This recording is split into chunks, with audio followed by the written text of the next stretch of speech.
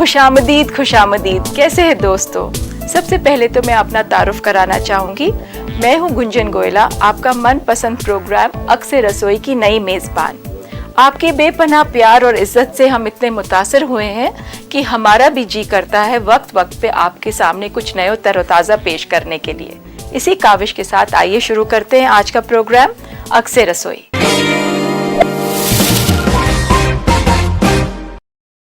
आज हम शुरू करेंगे मुगलई खानों से। अब आप सोच रहे होंगे मुगलई खाना किसे नहीं आता बनाना, मगर दोस्तों ये वो खाना नहीं जो आम रेस्टोरेंट में मिलता है। हमने ये रेसिपीज ली हैं हमारे अजीम व शान मुगलई बादशाहों के बावर्ची खानों से, और आज की रेसिपी है रिज़ा का जुफ्ता। तो आइए शुरू करते हैं रिज़ा का जुफ्ता। इसके लिए हम सबसे पहले एक पैन गरम करेंगे और उसमें डालेंगे थोड़ा सा घी। इसके लिए हमें ज़रूरत पड़ेगी गोश्त की। ये आधा किलो गोश्त लिया है हमने। इसका हम कीमा बनाएंगे और वो इस शक्ल का होगा। इसमें हम डालेंगे एक प्याज बारीक कटा हुआ,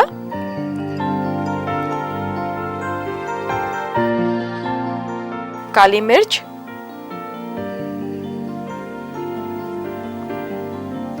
हस्बे जायका नमक,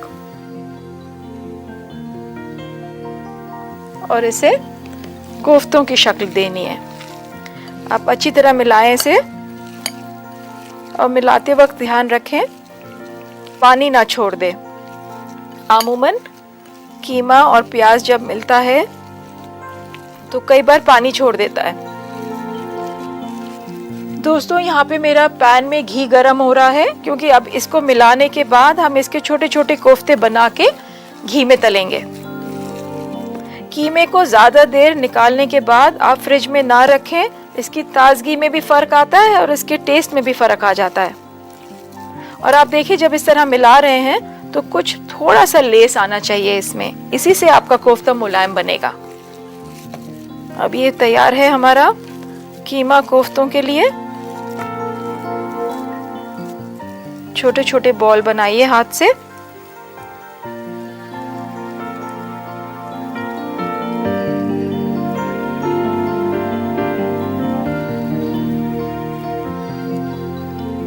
आप चाहें तो एक प्लेट पे अलग से रखें इसे।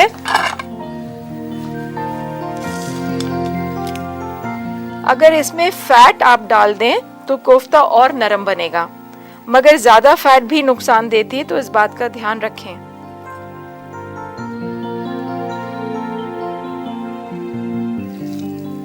आप चाहें तो पानी के हाथ की भी मदद ले सकते हैं।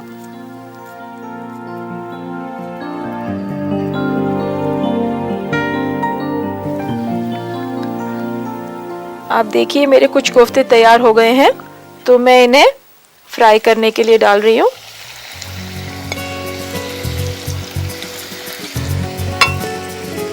और इसे थोड़ी धीमी आंच रखिए, कोफ्ते एकदम जलने नहीं चाहिए।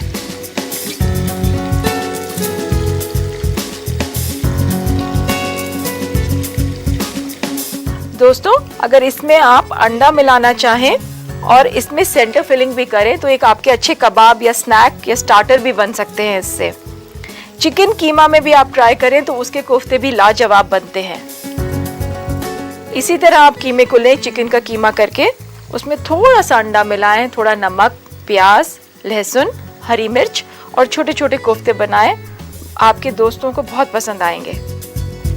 तो ये हमारे हो गए हैं कोफ्ते तैयार।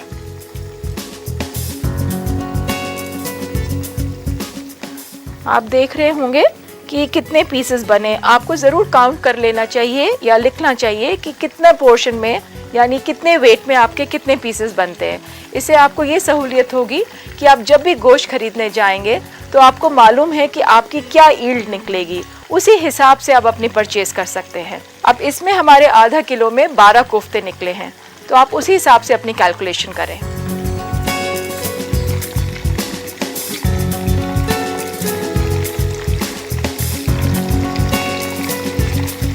आप इसका ध्यान रखें कि आग बहुत तेज़ ना हो। गोश्त बहुत जल्दी लगता है और प्याज खास तौर से आप देख भी रहे होंगे, प्याज सबसे पहले पक जाता है। मैं एक तरफ और ये डाले दे रही हूँ।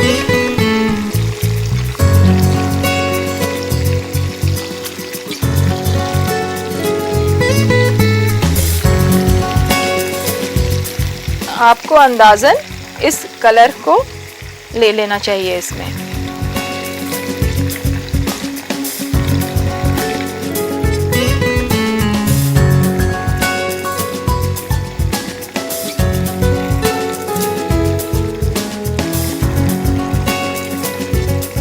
दोस्तों, यहाँ मैं आपको एक टिप देना चाहूँगी।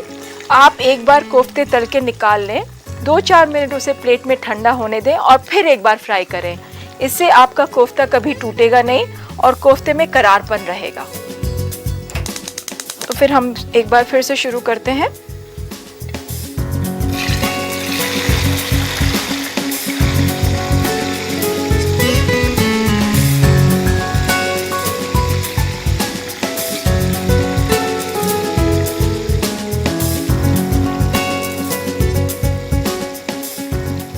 तो ये कोफ्ते तैयार हैं हमारे। अब हम बनाएंगे इसकी ग्रेवी। इसके लिए हमें ज़रूरत होगी एक पैन की और थोड़ा सा घी हम इसमें से ये पैन में डालेंगे। दोस्तों, इस बात का ख्याल रखें कि घी या तेल जिसमें भी आप फ्राई करें, ग्रेवी आप उसी में बनाएं, क्योंकि इसमें इसका एक फ्लेवर भी आता है। मैं यहाँ लगाती हूँ इसे।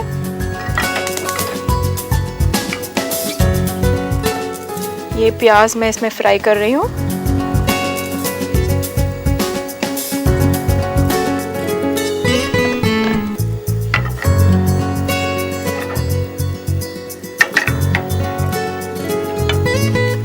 इसके लिए ज़रूरत होगी हमें कुछ टमाटो प्यूरी की, आलू बुखारा, खुबानी, बादाम पेस्ट, थोड़ा सा पिस्ता। आप देख ही रहे हैं कि ये मुगलई खाना है, पिस्ता और बादाम दोनों पड़ेंगे इसमें। बादाम पेस्ट बनाने के लिए आप बादाम को गर्म पानी में ब्लांच करें, उसका छिलका उतारें और चाहे तो उसी पानी में बादाम को मिक्सी में चला के इस शक्ल में बनाएं। पेस्ट बिल्कुल महीन होना चाहिए। जैसा कि आप जानते हैं, बादाम आँखों के लिए कितना मुफीद है। इसमें विटामिन ई भी है, इसमें कैल्शियम भी है। लोग तो इसे सर में भी लगाते हैं। इसका एक तरीका मैं आपको बताती हूँ। अगर आपके पास भीगा हुआ बादाम हो, उसे किसी भी पत्थर पे घिसिए और उसको अपने आँखों के नीचे लगाइए। देखिए आपकी आँखों के दायरे कितनी जल्दी गायब होते हैं। ये हमारा प्याज पिंक हो रहा है। हमें इसे सिर्फ ट्रांसपेरेंट बनाना है, ब्राउन नहीं करना है। इसीलिए मैं आपको बार बार ताकीद कर रही हूँ कि इसके ऊपर नज़र रखिए, नहीं तो ये जल जाता है। दोस्तों, हमें पड़ेगी कुछ ज़रूरत मटन स्टॉक की, जो मैंने पहले से बना के रख लिया था। ये बहुत सिंपल है। आप 2-4 पीस मटन के लिए या बोन्स के लेके पानी में डाल के हल्का सा प्रेशर कुकर दें और उसमें चाहे तो एक तेज पत्ता डाल दें। आपका स्टॉक रेडी है और वही स्टॉक हम इसकी ग्रेवी बनाने के लिए इस्तेमाल करेंगे। तो ये प्याज हमारा तैयार हो गया है। अब इसमें हम डालेंगे टमाटो प्यूरे, हल्का सा चलाएंगे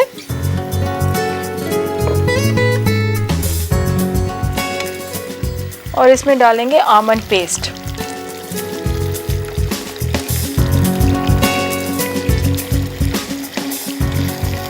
ज़रा सा भूनिए हल्की आंच पे। धीरे धीरे आप साइड से लेते रहें ताकि बराबर भुनता रहे वो। आप देख रहे होंगे साइड इसका छोड़ रहा है, यही निशानी है कि ये भुन रहा है। इसे हल्के हाथ से चलाएं। अब इसमें हम डालेंगे जो स्टॉक हमने बनाया था।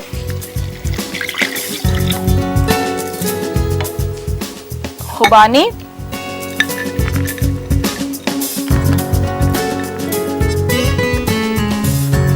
आलू बुखारा। आपने देखा ये क्या अच्छा कॉम्बिनेशन है, खुबानी और आलू बुखारा, खट्टा और मीठा दोनों। थोड़ा सा पिस्ता जो हमने पहले से ब्लांच करके रखा है।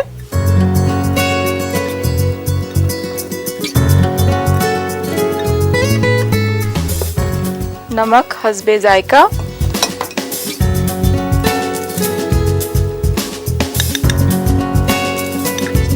और थोड़ी सी काली मिर्च।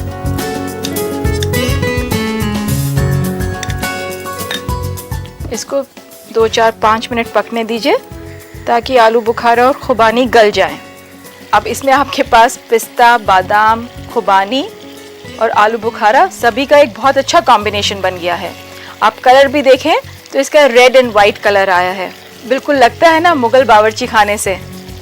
बस इसे ज़रा सा पकाएंगे कि आलू बुखारा और खुबानी कुछ नरम हो जाए।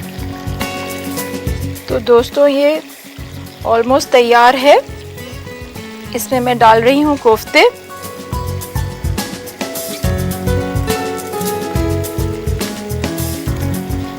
और इसे पकने देंगे 4-5 मिनट ताकि कोफ्ते जो है ग्रेवी को जब्त कर लें।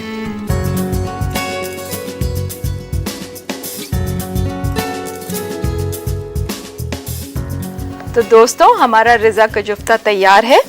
अब हम इसे परोसते हैं एक अच्छी सी डिश में।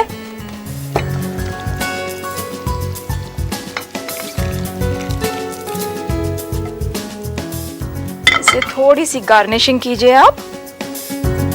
मैंने यहाँ तुलसी इस्तेमाल की है, आप चाहें तो पुदीना भी इस्तेमाल कर सकते हैं या पुदीना और तुलसी दोनों लगाएं। ये आपकी डिश तैयार है। तो परोसिए अपने मेहमानों को और जी भर के तारीफ लूटिए।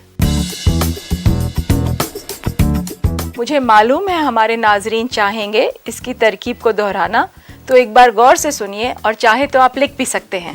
रिज़ा का जुफ्ता बनाने के लिए हमें चाहिए 500 ग्राम बकरे का गोश्त, 3 अदद प्याज कटी हुई दरमियानी, हस्बे जायका नमक और काली मिर्च पाउडर, 450 ग्राम घी, 120 ग्राम टमाटर प्यूरी, 60 ग्राम पिसा हुआ बादाम, 35 ग्राम पिस्ता बारीक कटा हुआ, 600 मिलीलीटर उबले हुए गोश्त का पानी, आधी प्याली खुबानी मुसल्लम, आधी प्याली आलू बुखारा, आधी चम्मच काली मिर्च कुटी हुई और सजाने के लिए पुदीना और तुलसी बारीक कटी हुई। सबसे पहले बकरे के गोश्त का कीमा बना लें। उसमें बारीक कटी हुई प्याज, नमक और काली मिर्च का पाउडर मिलाएं। फिर उसे कोफ्तों की शक्ल दें। पैन में घी गरम करें और उसमें कोफ्तों को तलकर फिर उन्हें अलग निकाल कर रख दें। उसका मसाला तैयार करने के लिए पैन में उसी घी को दोबारा गरम करके उसका प्याज भून लें। फिर टमाटर प्यूरी, बादाम और पिस्ता मिलाकर 1 मिनट तक चलाएं। उबले हुए गोश्त का पानी, आलू बुखारा, खुबानी, नमक और काली मिर्च पाउडर मिलाएं और धीमी आंच पर तब तक पकाएं जब तक खुबानी और आलू बुखारा नरम न हो जाए। अब मसाला तैयार होने के बाद उसमें कोफ्तों को मिलाएं। फिर उसे बारीक कटी हुई तुलसी और पुदीना से गार्निश कर लें। लीजिए तैयार है रिज़ा का जुफ्ता। बहुत कुछ बाकी है अक्सर रसोई में बनाना, उससे पहले लेते हैं एक छोटा सा ब्रेक। आप कहीं मत जाइएगा, मैं यूं गई और यूं आई।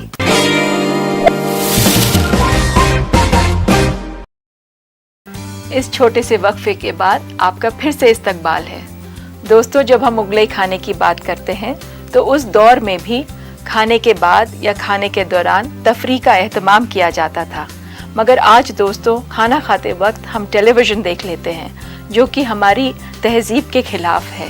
अगर आप सुकून से खाना खाएं तो पेट भरने के साथ साथ वो आपको रूहानी तसल्ली भी देगा। पहले वक्त में हम खाना दस्तरखान पे खाया करते थे, मगर आज डाइनिंग टेबल ने अपना मुकाम शायद हर घर में बना लिया है। मगर कुछ एहतियात हम आज भी बरत सकते हैं डाइनिंग टेबल पे बैठने से पहले, जैसे बड़े बूढ़ों को पहले बैठने दिया जाए और उन्हें हेड ऑफ द टेबल बनाया जाए। अगर आप मेज़बान हो और आपके मेहमान खाना खा रहे हों तो डाइनिंग टेबल पे बैठने के वक्त आप एहतियात रखिए कि आप एक ऐसी जगह बैठे जहां आप अपने मेहमानों की छोटी से छोटी ज़रूरत पूरी कर सकें। दोस्तों अक्सर लोग मुझसे पूछते हैं खाने के बाद उन्हें गैस हो जाती है।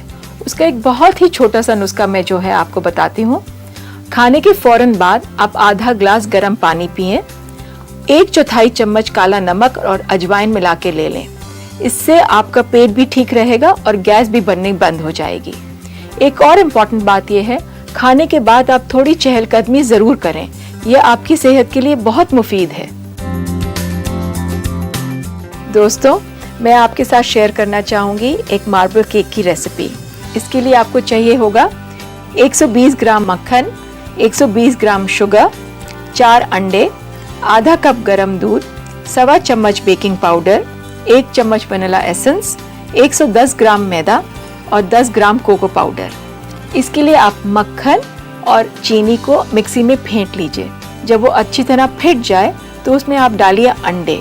अंडे मिलाने के बाद आप उसको मैदा मिलाइए और उसको नीचे उतार लीजिए।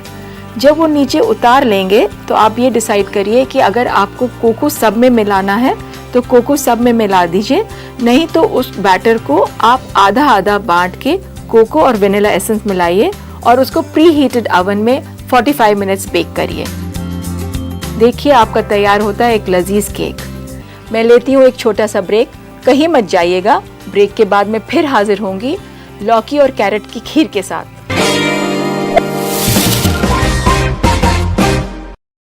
ब्रेक के बाद आप सभी का एक बार फिर से इस्तकबाल है।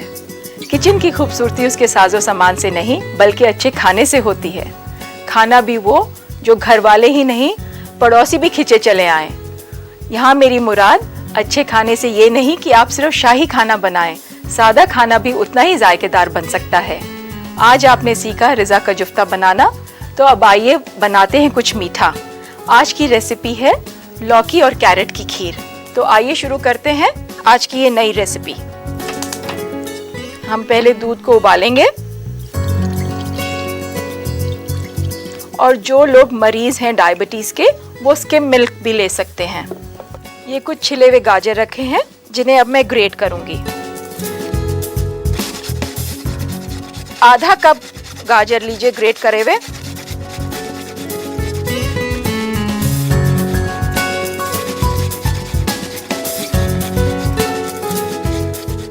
तो अब हम लेंगे घिया और इसको करेंगे पील।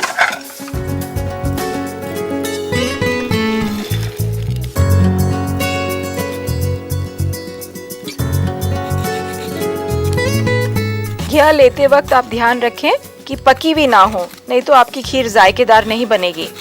अब इसको भी करते हैं ग्रेट।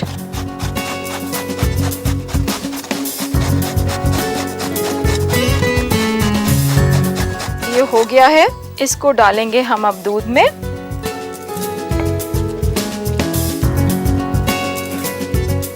और रख देंगे इसको पकने धीमी आंच पे। ये धीरे धीरे पकता रहेगा। दोस्तों एहतियात रखिए कि ये लगे ना और बाहर भी ना निकले, तो धीमी आंच पे आप हल्के हल्के इसे हौले हौले से चलाते रहें।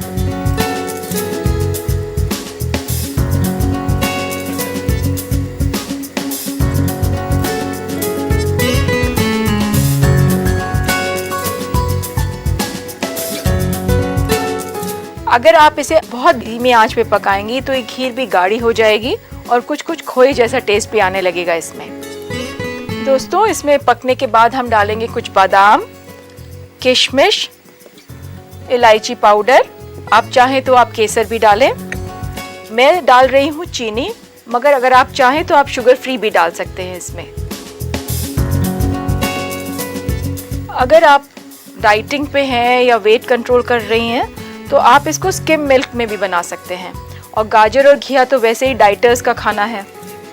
अब आप देख रहे हैं काफ़ी गाढ़ी हो रही है और मैं इसको साइड में इसीलिए चला रही हूँ ताकि कहीं से लगे ना। दूध अगर एक बार लग गया तो उसको आप किसी भी तरह से ठीक नहीं कर सकते। तो बहुत एहतियात बरतिए जब भी आप कभी किसी दूध के कोई आइटम बना रहे हों। अक्सर घरों में जब मीठा बनता है तो ज़ियाबतीस यानी डायबिटीज़ के पेशेंट अपने आप को किनारा कर लेते हैं, मगर ये एक ऐसी डिश है जिसे आप आराम से परोस सकते हैं। करना कुछ नहीं है, स्किम मिल्क लेना है आपको, रिप्लेस करना है फुल फैट क्रीम के लिए और शुगर को रिप्लेस करना है शुगर फ्री से। बस डालिए और परोसिए। तो अब हमारी खीर तैयार है। चीनी आपके हस्बे जायका, थोड़ा सा कार्डमम पाउडर,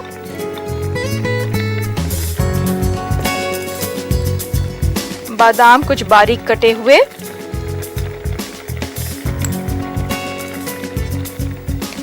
थोड़ी किशमिश।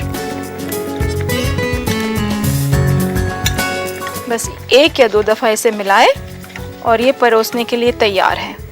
इसे मैं लूंगी एक छोटे बोल में।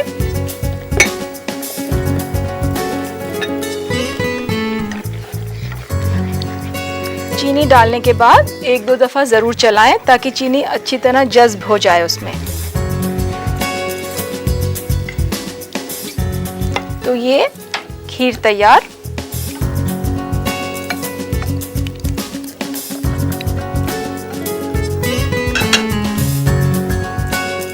आप चाहें तो इसे डेकोरेट कर सकते हैं। कुछ महीन कटे हुए एप्पल से। अगर आप चाहें तो आप एप्पल की खीर भी बना सकते हैं।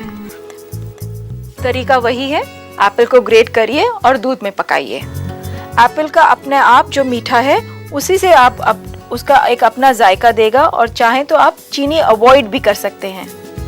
तो लीजिए दोस्तों, आज की स्वीट डिश तैयार है। हल्की सी इलायची बुरकिए, एक कलर आ जाएगा ऊपर। तो ये है लौकी और कैरेट खीर।